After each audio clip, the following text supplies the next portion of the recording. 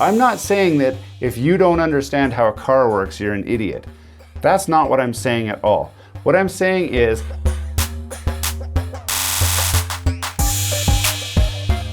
hey, welcome back to GT Canada. Today we're doing the series Fake YouTube Mechanic Reacts to Other YouTube Mechanics. If you've watched some of my other episodes already, you know that I've reviewed other YouTube channels who do automotive related content.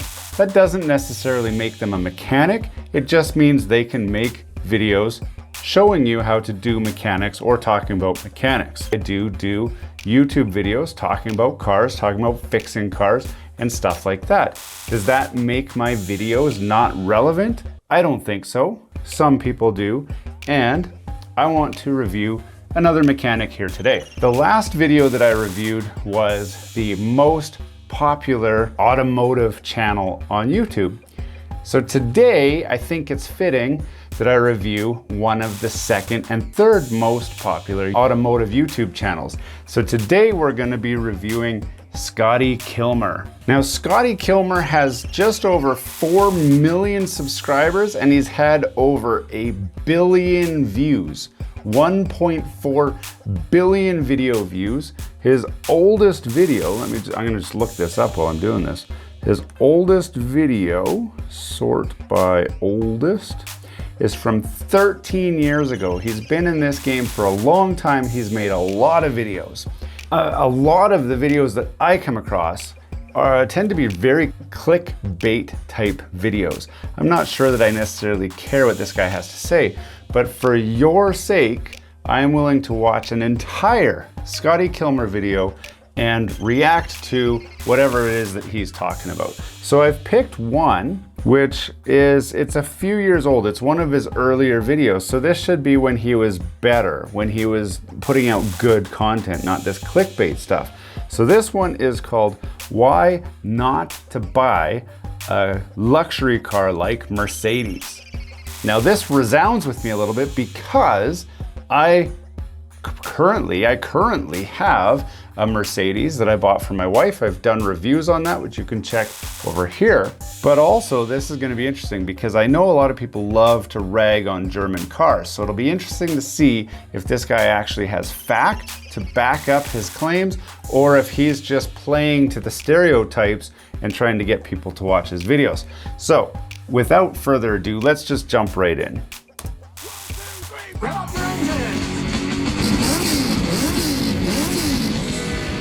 Very interesting startup segment.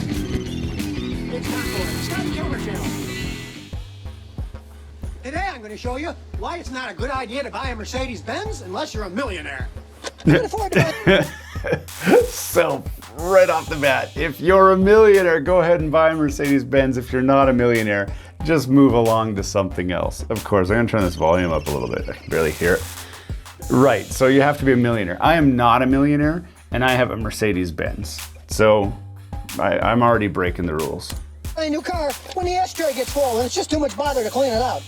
Or if you're one of those people that... That's probably true. So I know you kind of missed it with the way the jump worked in here, but he said, if your ashtray is too full and you just don't want to clean it out, sell your car. I have sold a car because I don't want to do the oil change on it when it's due. So, I mean, maybe I am the typical Mercedes buyer or seller or whatever the case may be, because I just don't want to do certain, like empty the ashtray. Buys a new car every 2 or 3 years. When the new models come out, you just have to have them. Gotta have it. Expensive to maintain. Check out this bill on this Mercedes that just came from the dealer.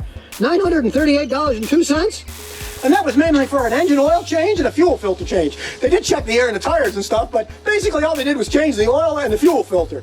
And since the dealer wanted another $4,000 to $5,000 to fix other stuff, they brought the car to me, and I'm fixing the things that really need to be fixed for a lot less than that. Yep.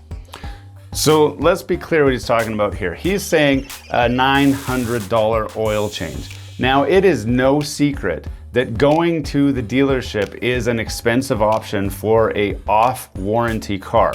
That is not a Mercedes exclusive problem. That is any vehicle problem, because the dealerships already have new cars coming in for warranty work that the manufacturer covers the cost of. So they're already profitable. For them to stop doing those activities to fix your broken old Mercedes, they want you to pay that same top dollar. So of course they're gonna do that. That's what dealerships do. That's not a surprise, and it shouldn't be a surprise to anybody. You realize that these are extremely high-tech cars. The Germans have put technology in their cars often just because they can, not that it really needs to be done. That's true. German cars have a lot of technology in them that you could argue, do you need the technology, or is it just cool to say, look what we can do? I appreciate some of the technology, but some of it is just annoying technology for the sake of having technology. Take the spark plugs, for instance, on this V8 engine. There are 16 spark plugs on an 8-cylinder engine. So each cylinder has 2 spark plugs on it. So you have to change 2 spark plugs for each cylinder, which of course costs twice as much, and these plugs aren't cheap. And okay, they say that 2 plugs per cylinder make them run better and work more efficiently, but I'm not buying that because Nissan and Ford tried that on engines years ago, and it pretty much was a failure. Because if you look... The dual spark plug thing, I know, I actually had an old Nissan that had 2 spark plugs per cylinder. Does it make a difference, doesn't it? I don't know. Did it used to? Maybe.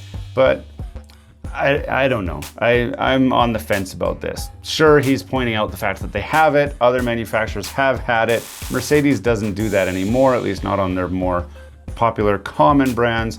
So I don't know if this is a relevant point. Look here, this baby's only getting 11.9 miles per gallon, and I wouldn't call that very good gas mileage. So much for the more efficient engine design, and that's just a... So, with no context at all, he's looking at a trip computer to say, yeah, this is getting poor gas mileage. When I happen to know, if you're driving a car like this, you are not driving around light-footed. You're driving with a heavy foot, stoplight to stoplight, just ragging on it because you want to take advantage of that extra performance. Performance cars are not supposed to be good on gas. In fact, our Mercedes, an ML550, I mean, it consumes oil. You have to keep topping the oil up because in between regular intervals, it will drop the oil level down. That's just something that people have come to expect out of a car that has high performance. So I don't expect my high performance car to get 5 liters per 100 kilometers just because he thinks that it should. It never should, it was never designed to. That's not what this is about. He's looking at a performance car and complaining the fuel economy is bad. Do not, and this is a top tip for you guys, don't buy a performance car hoping to get good gas mileage. If that's why you're buying it, you're buying the wrong car and you're buying it for the wrong reason. And Scotty is just pointing out a fool point to try and make you not want to buy a Mercedes.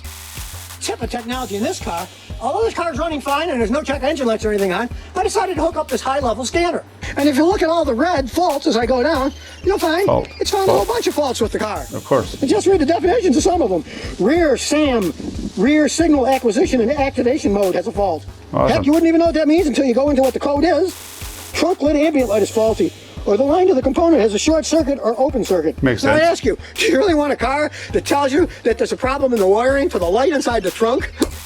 Yes, yes I do, actually. So when I'm getting my groceries, I know, hey, there's supposed to be a light in here and it's supposed to be on. Do you have to change it? No, he actually pointed out there's no check engine lights on this car. However, when I hook my scanner up, it says there's 22 problems. One of those problems is the trunk lights burnt out. If you're driving a piece of crap Toyota Corolla and your trunk lights burnt out, you just won't know. But the beauty is, this is not sending any signal to the driver that there's any fault codes anyway. He already said that. There's no check engine lights. What tells you that there's a problem? Your check engine light comes on. So there's no check engine light. This guy's driving around just fine with 22 problems. The computer knows there's problems. The computer doesn't care.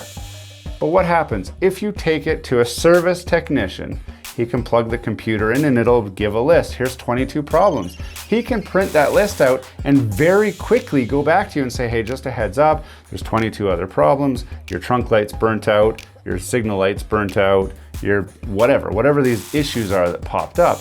If you took your Toyota Camry to Toyota, they wouldn't know that the trunk light's burnt out, so they wouldn't know to fix that for you. Now, maybe Toyota owners don't care if their trunk light's burnt out, but Mercedes owners obviously do.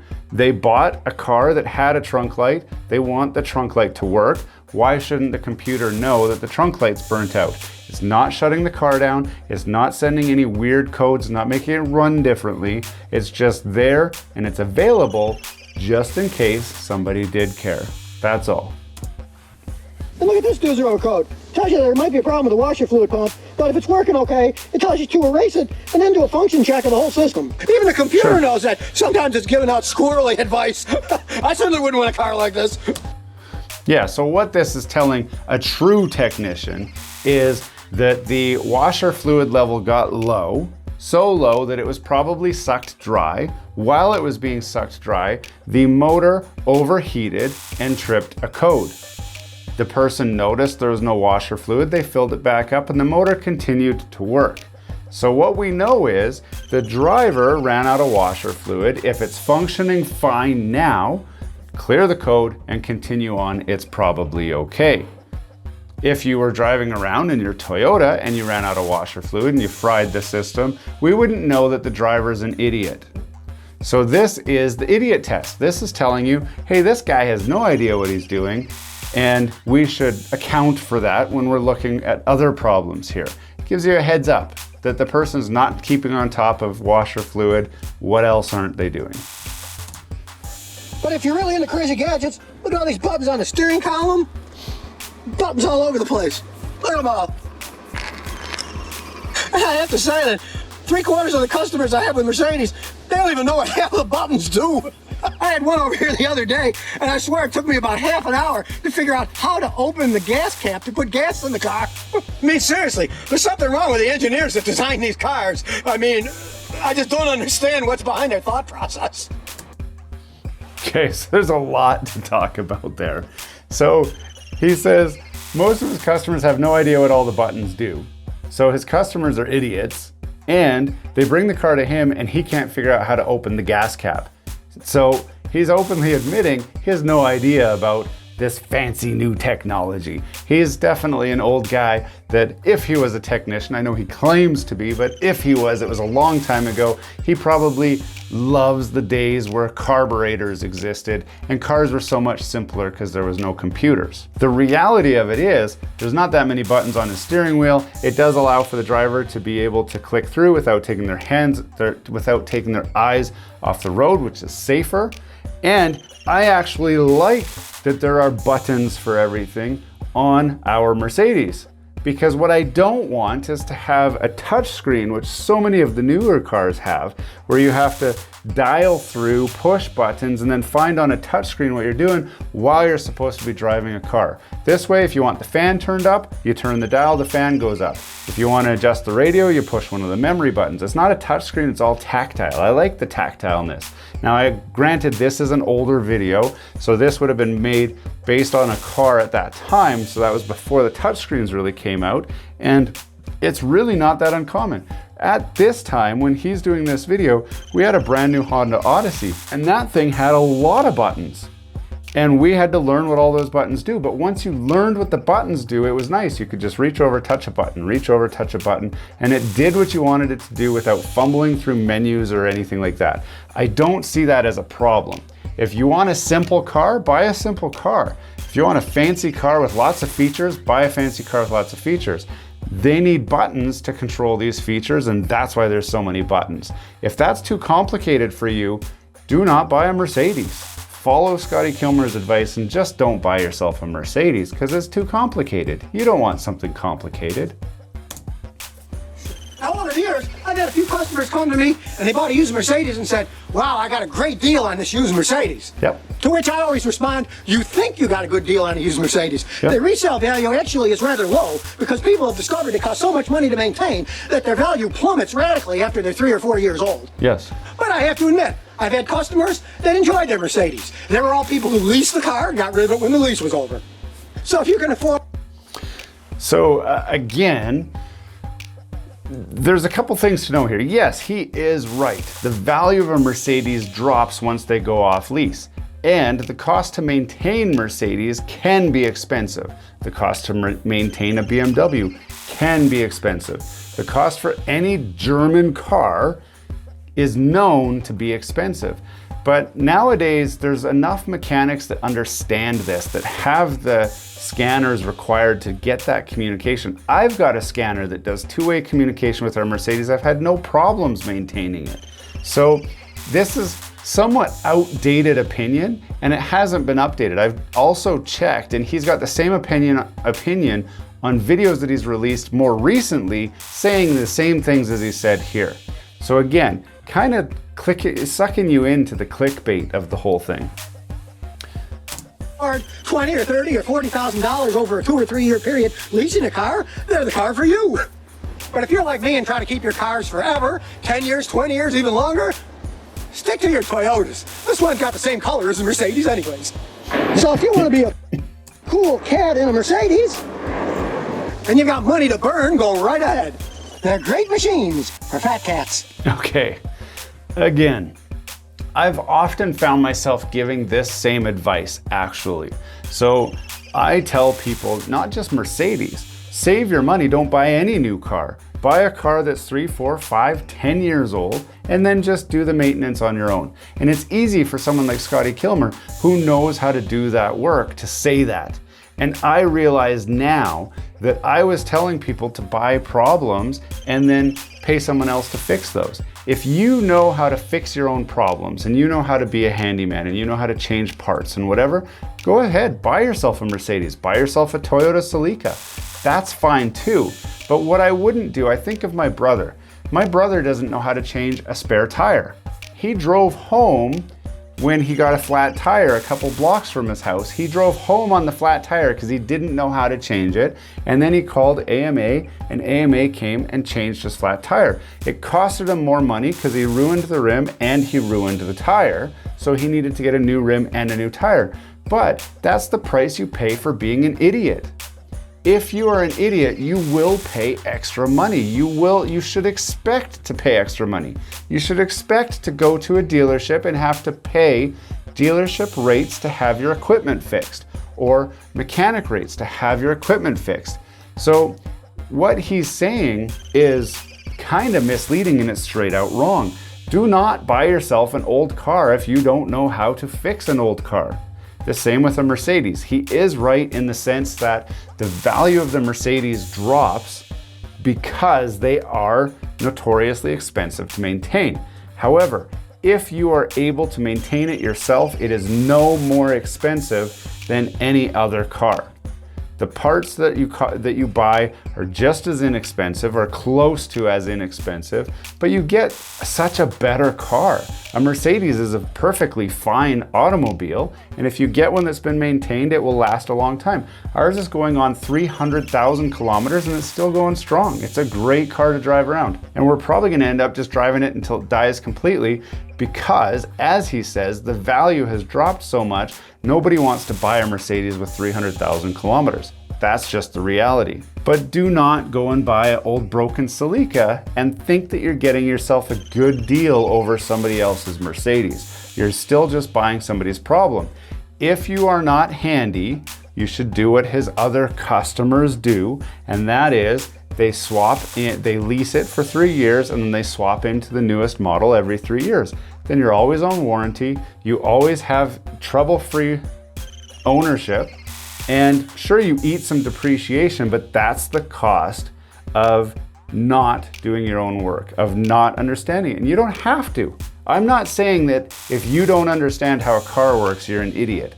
That's not what I'm saying at all. What I'm saying is everybody has their skills, their niches. There's certain things that I can't do, that I have to pay a professional to do. And if your thing that you can't do is automotive work, and you have to pay a professional to do it, fine, it is what it is. And there are certain vehicles that may cost more for a professional to fix than others. But do you really want to roll around in a Honda Fit? Because that's kind of what he's saying. You know, this high class stuff is too expensive for the everyday person. So just buy a piece of junk that's cheap and good on gas and a little bit easier to maintain because it's cheaper. but sometimes you want to enjoy the finer things in life. And if you want to enjoy the finer things in life, there's a small extra cost that comes with that. But it's offset by the fact that it's a finer thing in life, and you should be able to enjoy that. Now, I think his advice is bad advice here, and I think it's based on stereotypes and not fact, and he seems to be really getting worked up over nothing. I wouldn't be surprised if he has another video that says, don't buy a Toyota, buy a Mercedes, because Toyota sucks and Mercedes is awesome, because he knows people will click that video too. So Scotty Kilmer as a mechanic, I wouldn't go see that guy. He's a bit eccentric sounding.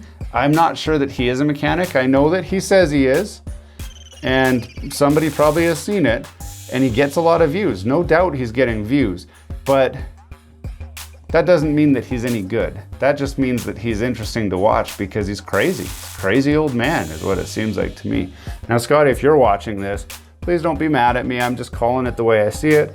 Maybe we'd love to hang out on over lunch or something and discuss everything we know about cars, and I can tell you all about how much I love my Mercedes, and you can tell me about how much you love your Toyota.